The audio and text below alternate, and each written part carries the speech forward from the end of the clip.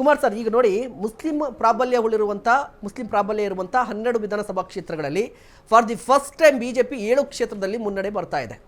ಎಲ್ಲಿ ಎಡಬಿಡ್ತೀರಿ ನೀವು? ಅಥವಾ ನೀವು ಏನಾದರೂ ಓಟನ್ನು ಕಿತ್ಕೊಂಡು ಆಮ್ ಆದ್ಮಿ ಪಕ್ಷವನ್ನು ಸೋಲಿಸಿದ್ರಾ? ಈಗ ಬಿಜೆಪಿ ವಕ್ತಾರರು ಹೇಳ್ತಾ ಇದ್ರು ಚಿನ್ನದ ಕಮ್ಮೋಳು ಅಂತ. ಯಾವ ತನಿಖಾ ಸಂಸ್ಥೆ ಹೇಳ್ತು ಹೊರಗಡೆ?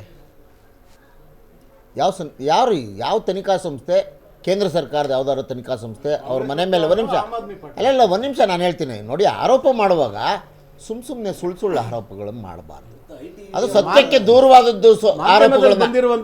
ಒಂದು ನಿಮಿಷ ರತನ್ ಅವರೇ, ನಾನು ನೀವು ಮಾತಾಡೋ ಏನೂ ಮಾತಾಡಲ್ಲ. ನಾನು ಇವತ್ತು ಆರಾಮಾಗಿ ಡಿಬೇಟ್ ಆಗಲಿ. ಒಂದು ನಮ್ಮ ರಾಷ್ಟ್ರದ ರಾಜಧಾನಿಯ ಚುನಾವಣೆ ಫಲಿತಾಂಶ ಅದು ಒಳ್ಳೆ ಇದು ಕೊಡೋಣ. ಪ್ರಜಾಪ್ರಭುತ್ವದ ವ್ಯವಸ್ಥೆಗೆ ಮಾರಕವೋ ಪೂರಕವೋ ಮಾತನಾಡೋಕೆ ಅಲ್ಲ ಹೇಳ್ತೇನೆ. ಯಾಕೆ ಅನ್ನೋದನ್ನ ಆಮೇಲೆ ಬಿಡಿ, ಆಮೇಲೆ ನೀವು ಕೇಳ್ಕೊಳ್ಳಿ, ಬರ್ಕೊಳ್ಳಿ. ಎಲ್ಲ ಕರ್ನಾಟಕದಲ್ಲಿ ಇವರು ಒಳಗಡೆ ಬರ್ತಿರುವಾಗ ನಾನು ಕೇಳಿದೆ ಅಲ್ಲ, ಇವಿಎಂ ಬರ್ಕೊಳ್ರಿ, ಆಮೇಲೆ ಉತ್ತರ ಕೊಡಿ. ಅವಕ್ಕೆಲ್ಲ ಪೂರಕವೋ ಮಾರಕವೋ ಚರ್ಚೆ ಮಾಡೋಣ. ಈಗ ಬ್ಯಾಲೆಟ್ ಪೇಪರಲ್ಲಿ ಚುನಾವಣೆ ನಡೆದ್ರೆ ಹೇಗಾಗ್ಬೋದು, ಅಥವಾ EVM ಮಿಷಿನ್ ಇಟ್ಕೊಂಡು ಚುನಾವಣೆ ನಡೆಸಿದ್ರೆ ಹೇಗಾಗ್ಬೋದು, ಚುನಾವಣಾ ಆಯುಕ್ತರು ರಿಟೈರ್ಡ್ ಆಗಿದ ತಕ್ಷಣ MP ಹೆಂಗಾಗ್ಬೋದು, ಅಥವಾ ಒಂದು ಸಂಸ್ಥೆಯ ಅಧ್ಯಕ್ಷ ಹೆಂಗಾಗ್ಬೋದು, ಅವೆಲ್ಲ ಆಮೇಲೆ ಮಾತಾಡೋಣ. ಯಾರ್ಯಾರ ಕೃಪಾ ಕಟಾಕ್ಷದಲ್ಲಿ ಏನೇನು ನಡೆಯುತ್ತೆ ಚುನಾವಣೆ ದೇಶದಲ್ಲಿ ಕಳೆದ 11 ವರ್ಷದಿಂದ ಅಂತ ಅನ್ನೋದನ್ನೆಲ್ಲ ಮಾತನಾಡೋಣ. ಎಲ್ಲೆಲ್ಲಿ ಏನೇನು ಆಯಿತು, ಹೇಗೆ ನಡೆಸಿದ್ದೀರಿ, ಎಲ್ಲೆಲ್ಲಿ ಏನೇನು ಹಣದ ತೈಲಿ ಹಿಡ್ಕೊಂಡಿದ್ರಾ, ಅಧಿಕಾರದ ತೈಲಿ ಹಿಡ್ಕೊಂಡಿದ್ರಾ, EVM ಮಿಷಿನ್ ಹಿಡ್ಕೊಂಡಿದ್ರಾ, ಎಲ್ಲ ಮಾತಾಡೋಣ. ಆದರೆ ನಾನು ಆರಂಭಿಕವಾಗಿ ನೀವು ಹೇಳಿದ್ರಿ, ಈಗ ಮುಸಲ್ಮಾನರು ಪ್ರಾಬಲ್ಯ ಇರೋ ಜಾಗದಲ್ಲಿ ನಾವು ತೊಂದರೆ ಕೊಟ್ವಾ ಅವ್ರಿಗೆ ಅಂತ. ಅಲ್ಲೇ ಹಂಗೆ ಕಾಣಿಸ್ತಾ ಇದೆ ಮೇಲ್ನೋಟಕ್ಕೆ. ನಾನು ಹೇಳ್ತೇನೆ, BJPಯ B ಟೀಮ್ AAP. ಓಕೆ, ಮತ್ತೆ ಮೈತ್ರಿ ಒಂದು ನಿಮಿಷ ಹೇಳ್ತೇನೆ ನಾನು. ಅದಕ್ಕೆ ಯಾಕೆ ಅನ್ನೋದನ್ನು ಹೇಳ್ತೇನೆ. ಯಾಕೆ ಅನ್ನೋದನ್ನು ನಾನು ಇದನ್ನ ಹೇಳುವಾಗ ಯಾಕೆ ಅನ್ನೋದನ್ನು ಹೇಳಬೇಕಲ್ವಾ?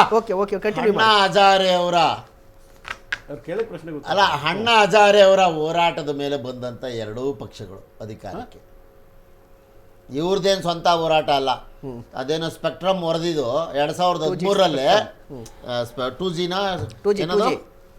ಯಾವುದು ಏನು ಸ್ಪೆಕ್ಟ್ರಮ್ ಸರ್ ಅದು 12 ವರ್ಷದ ಹಿಂದೆ, 12 ವರ್ಷಗಳ ಕೆಳಗೆ ವಿನೋದನ್ ಅವರು 1.76 ಲಕ್ಷ ಕೋಟಿ ಸ್ಪೆಕ್ಟ್ರಮ್ ಹಗರಣ ಅಂತ ಸುಳ್ಳು ಸುದ್ದಿ ಹಬ್ಸಿದ್ರು. ಆಯಿತಾ? ನಡೀದೇ ಇದ್ದಿದ್ದು ಅದೇ ಹಗರಣ, ಅದು ನಡೀಲೇ ಇಲ್ಲ ಹಗರಣ. ಅದನ್ನ ಇಟ್ಕೊಂಡು ಅಣ್ಣಾ ಹಜಾರೆ ಅವರು ಪಾಪ ಹೋರಾಟ ಮಾಡಿದ್ರು ಅಲ್ಲಿ ಮಲ್ಕೊ. ಅದ್ರ ಫಲ ಪಡ್ಕೊಂಡವ್ರು ಯಾರ್ಯಾರು ಅಂತ ಅಂದರೆ ಕೇಜ್ರಿವಾಲ್ ಅವರು, ಕಿರಣ್ ಬೇಡಿ ಅವರು, ರಾಮದೇವ್ ಅವರು 100 ಕೋಟಿ 1000 ಕೋಟಿ ಸಂಪಾದನೆ ಮಾಡಿಕೊಂಡ್ರು. ಸುಬ್ರಹ್ಮಣ್ಯಂ ಸ್ವಾಮಿ ಅವರು ರಾಜ್ಯಸಭಾ ಸದಸ್ಯರಾದರು. ಆಯಿತಾ? ಇಷ್ಟೆಲ್ಲ ನಾಟಕನ ಮುಂದಿಟ್ಕೊಂಡು ಕೇಜ್ರಿವಾಲ್ ಅವರು ಮತ್ತು ಪ್ರಧಾನಮಂತ್ರಿ ಮೋದಿಯವರು 2 ಪಕ್ಷಗಳು ಅಧಿಕಾರಕ್ಕೆ ಬಂದರು. ಆಯಿತಾ? 4 ವರ್ಷದ ಹಿಂದೆ 3G ಸ್ಪೆಕ್ಟ್ರಮ್ ಅಂದರೆ 2G ಸ್ಪೆಕ್ಟ್ರಮ್ ಹಗರಣ ನಡೆದೇ ಇಲ್ಲ ಅಂತ ಆ ಕೇಸ್ನ ಕಿತ್ತು ಬಿಸಾಕ್ತು ಸುಪ್ರೀಂ ಕೋರ್ಟು. ಯಾವುದ್ರ ಮೇಲೆ ಅಧಿಕಾರಕ್ಕೆ ಬಂದ್ರಪ್ಪ? ಯಾವ ಸುಳ್ಳು ಮೇಲೆ ಬಂದ್ರಿ? ಹೀಗೆ ಹೇಳ್ತಿದ್ದೀರಿ. ಅದೇನೋ ಚಿನ್ನದ ಕಮೋಡ್ ಹಾಕಿಸ್ಕೊಂಡ್ಬಿಟ್ಟಿದ್ದಾರೆ. ಪರ್ದೆಗಳೆಲ್ಲ ಒಂದು 8 ಕೋಟಿ ರೂಪಾಯಿ ಪರ್ದೆ ಹಾಕೊಂಡ್ಬಿಟ್ಟಿದ್ದಾರೆ. 8 ಕೋಟಿ ರೂಪಾಯಿ ಪರ್ದೆ ಅಂದರೆ ಅದು ಚಿನ್ನದ್ದೇನಾ ಅಂತ ಸರ್? ಅಷ್ಟೊಂದು 8 ಕೋಟಿ ಬೆಲೆ ಬಾಳೋಂಥ ಪರ್ದೆಗಳು ಬೆರೆದಿತ್ತಾ? ನಂಗೆ ಆಶ್ಚರ್ಯ ಆಗೋಯ್ತು.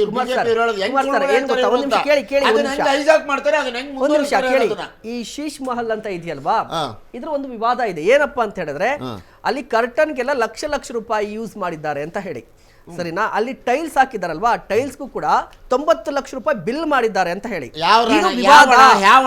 ಇದು ಸರ್ಕಾರದ ಹಣ. ಕೇಜ್ರಿವಾಲ್ ಅವರ ಅಧಿಕೃತ ನಿವಾಸಕ್ಕೆ ಇಷ್ಟೆಲ್ಲ ಖರ್ಚು ಬೇಕಾಗಿತ್ತ? For the first question. ಸರ್ಕಾರಿ ಬಂಗ್ಲೆ ನಿಮ್ಗೆ ಆಯ್ತು. ಈಗ ನೋಡಿ, ಸರ್ಕಾರಿ ಬಂಗ್ಲೆನ ಒಂದ್ ನಿಮಿಷ ಇರಿ. ಅರವಿಂದ್ ಕೇಜ್ರಿವಾಲ್ ಅವರು ಯಾವ ವಿಚಾರಕ್ಕೆ ಬ್ರ್ಯಾಂಡ್ ಆಗಿದ್ದು? ನಾನು ಸರಳ ವ್ಯಕ್ತಿ, ನನಗೆ ಕಾರ್ ಬೇಡ, ನನಗೆ ಭದ್ರತೆ ಬೇಡ, ನನಗೆ ದೊಡ್ಡ ಮಹಲ್ ಬೇಡ ಅಂತ ಹೇಳಿದಂತ ವ್ಯಕ್ತಿ ಯಾಕೆ ಇಷ್ಟೆಲ್ಲ ದುಂದುವೆಚ್ಚ ಮಾಡಿದ್ರು? ಒಪ್ಕೊಳ್ಳೋಣ, ಕಾರ್ ಬೇಡ ಅಂತ ಹೇಳಿದ್ರೆ ಕಾರ್ ಇಲ್ಲದೆ ಓಡಾಡಕ್ ಸಾಧ್ಯ ಇದೆಯಾ? ಆಯ್ತು, ಒಂದ್ ನಿಮಿಷ ನಾನು ಹೇಳ್ತೇನೆ. ಆಮೇಲೆ ಒಂದ್ ನಿಮಿಷ ಇರಿ. ಕೇಂದ್ರ ಸರ್ಕಾರಕ್ಕೆ ಒಂದು ಕ್ಲಾರಿಟಿ. ನೀವು ರಾಹುಲ್ ಗಾಂಧಿ ಕಾಂಗ್ರೆಸ್ ಪಕ್ಷದ ವಕ್ತಾರರು. ಈಗ ನೋಡಿ, ನೀವು ಅವ್ರು ಡಿಫೆಂಡ್ ಮಾಡ್ಕೋತಿರ್ಬೇಕಿದ್ದು. ನಿಮ್ಗೆ ಒಂದು ಖುಷಿ ಇತ್ತು ಕಳೆದ ಬಾರಿ. ಏನಪ್ಪಾ ಅಂತ ಹೇಳಿದ್ರೆ, ಬಿಜೆಪಿ ಸೋಲ್ತಾ ಇತ್ತು ಕಳೆದ ಬಾರಿ. ಈ ಬಾರಿ ಬಿಜೆಪಿ ಲೀಡಿಂಗ್ ಅಲ್ಲಿ ಇರೋದು ಎಲ್ಲೋ ನಿಮ್ಗೆ ನೋವು ಅನ್ಸುತ್ತೆ.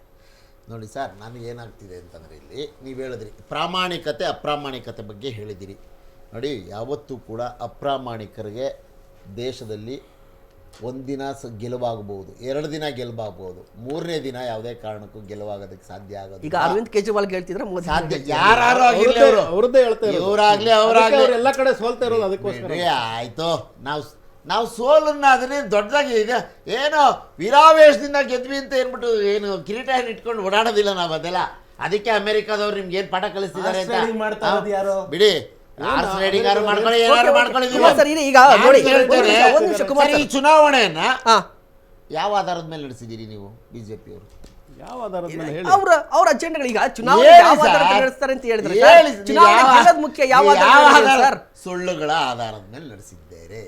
ಅವರು 3 ಜನ ಸಾಬೀತು ಮಾಡಿಲ್ಲ. ಮತ್ತೆ ಒಂದು ನಿಮಿಷ ಅಲ್ಲಲ್ಲ, ಒಂದು ನಿಮಿಷ ಯಾವ್ದಾದ್ರು ಕೋಟೆ ಓಕೆ ಒಂದ್ ನಿಮಿಷ ನಾನು ನವೀನ್ ಸರ್ ರಿಯಾಕ್ಷನ್ ಬೇಕಿದೆ. ನವೀನ್ ಸರ್ ರಿಯಾಕ್ಷನ್ ಒಂದೇ ಒಂದು ನಿಮಿಷ ಸರ್. ಕುಮಾರ್ ಸರ್ ಒಂದ್ ನಿಮಿಷ ಸರ್. ಸಚಿವರು 6 ಮಂದಿಗೆ ಹಿನ್ನಡೆ, ಆಮ್ ಆದ್ಮಿ ಪಕ್ಷದ ಸಚಿವರಿಗೆ 6 ಮಂದಿಗೆ ಹಿನ್ನಡೆ. ಕಾರಣ ಏನು ಸರ್? ಆಡಳಿತ ವಿರೋಧಿ ಆಡಳಿತ ವಿರೋಧಿ. ನೀವು ಸರ್ ಒಂದ್ಸಾರಿ ಡಿಫೆಂಡ್ ಮಾಡ್ಕೊತೀರಾ, ಒಂದ್ಸಾರಿ ಪರವಾಗಿ ಮಾತಾಡ್ತಿದ್ರ.